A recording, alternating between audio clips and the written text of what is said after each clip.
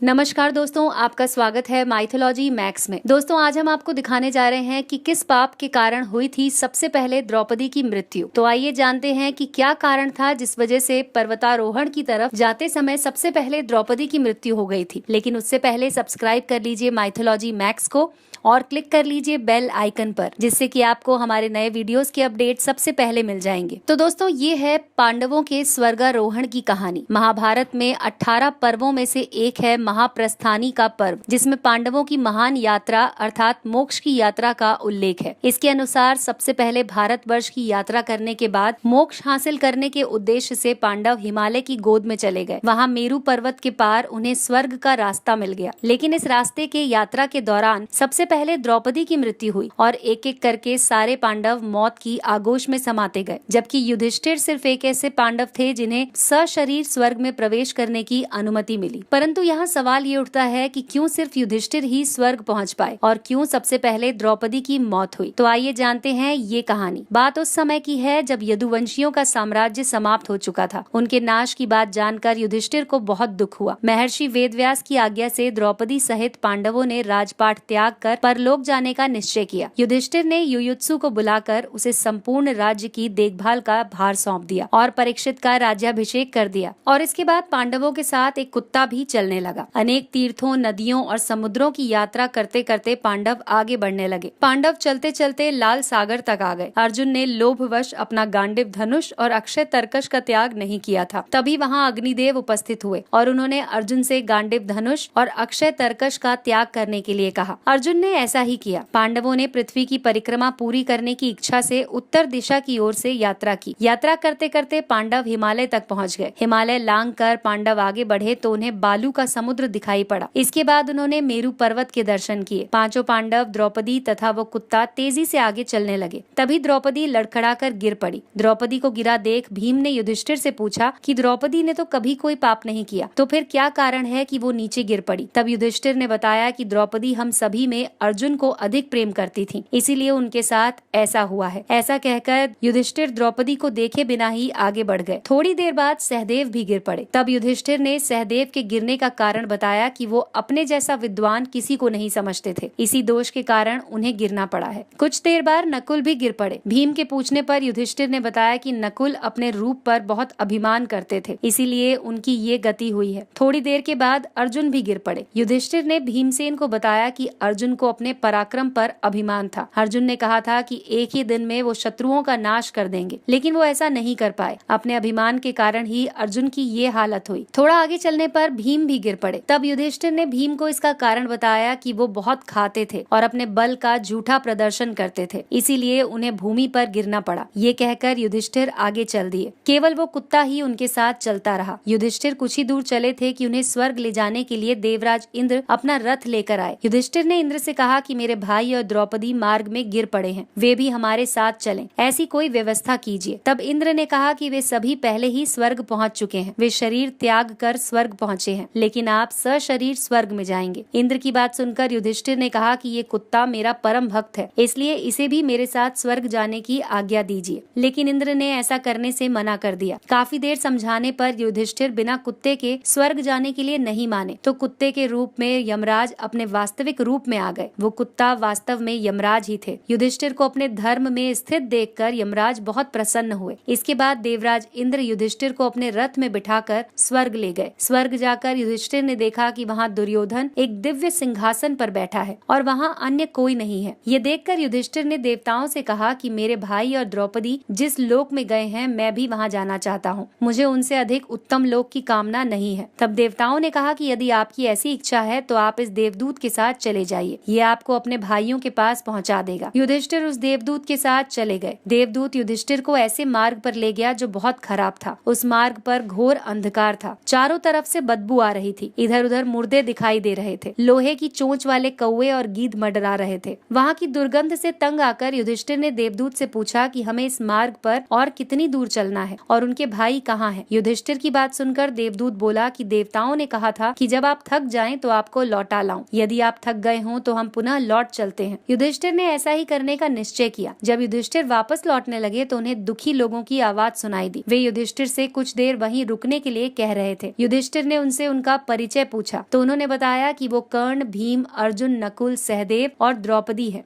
तब युधिष्ठिर ने उस देवदूत से कहा कि तुम देवताओं के पास लौट जाओ। मेरे यहाँ रहने से यदि मेरे भाइयों को सुख मिलता है तो मैं इस दुर्गम स्थान पर ही रहूंगा। देवदूत ने ये बात जाकर देवराज इंद्र को बता दी। युधिष्ठिर को उस स्थान पर अभी कुछ ही समय बीता था कि सभी देवता वहाँ आ गए। देवताओं के आते ही वहाँ सुगंधित हवा चलने लगी, मार्ग पर प्रकाश भी छा गया। तब देवराज इंद्र ने युधिष्ठिर को बताया कि तुमने अश्वत्थामा के मरने की बात कहकर छल से द्रोणाचार्य को उनके पुत्र की मृत्यु का विश्वास दिलाया था। इसी के परिणाम स्वरूप तुम्हें भी छल से कुछ देर नरक के दर्शन करने पड़े। अब तुम मेरे साथ स्वर्ग चलो, वहाँ तुम्हारे भाई पहले से ही पहुँच गए हैं। इस प्रकार युधिष्ठिर अपने भाइयों और द्रौपदी को वहाँ देखकर बहुत प्रसन्न हुए। तो दोस्तों, ये थी कहानी जो जुड़ी थी द्रौपदी के सबसे पहले पर्वतारोहण के दौरान गिरने की। अगर आपको ये कहानी पसंद आई हो तो इस वीडियो को लाइक कीजिए और अपने दोस्तों के साथ शेयर कीजिए। देखते रहिए माइथोलॉजी मैक्स।